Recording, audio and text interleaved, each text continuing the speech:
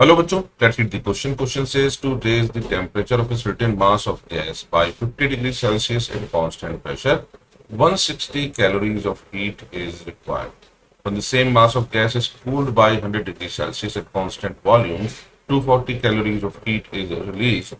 How many degrees of freedom does each molecule of this gas have? Assume gas to be ideal.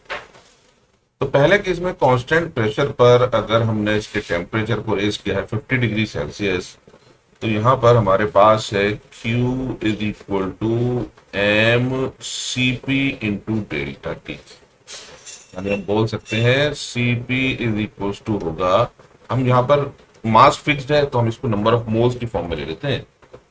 Let's say it is number of moles N. Alright, तो it is equal to Q upon n into delta T which is equal to 160 calories में है, हम इसको joules में convert कर सकते हैं। तो जूल्स में हो जाएगा 4.2 अपॉन n की वैल्यू हमें नहीं पता, लेकिन चेंज इन टेम्परेचर 50 डिग्री। 0 से 0 cancel, 5 1 the 5, 5 3 the 15 and 5 2 the 10। तो ये हो जाएगा 3 इंटू 4.2 अपॉन एन, यानी ये हो जाएगा जूल पर मोल पर kelvin.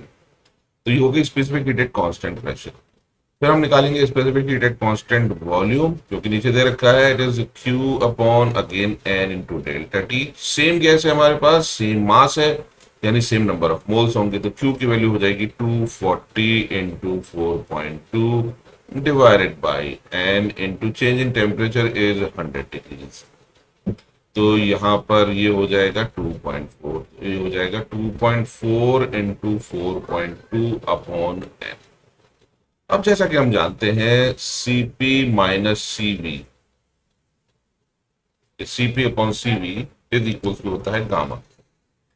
Cp upon Cv is equal to, Cp की वैल्यू हमारे पास 3.2 इंटू 4.2 डिवाइडेड बाई, ये हो जाएगा 2.4 इंटू 4.2। एन से एन कैंसिल ऑलरेडी हो चुका, 4.2 से 4.2 कैंसिल, ये बचेगा 32 अपॉन 24 और 8 4 द 32 एंड 8 3 24। तो ये हो जाएगा gamma. Gamma is equal to होता है 1 प्लस 2 अपॉन एफ। इसका मतलब 2 अपॉन एफ की वैल्यू हो जाएगी 1 अपॉन 3, यानी डिग्रीज ऑफ फ्रीडम हो जाएंगी 6। आंसर होगा 2। I hope you understood the solution. Thank you.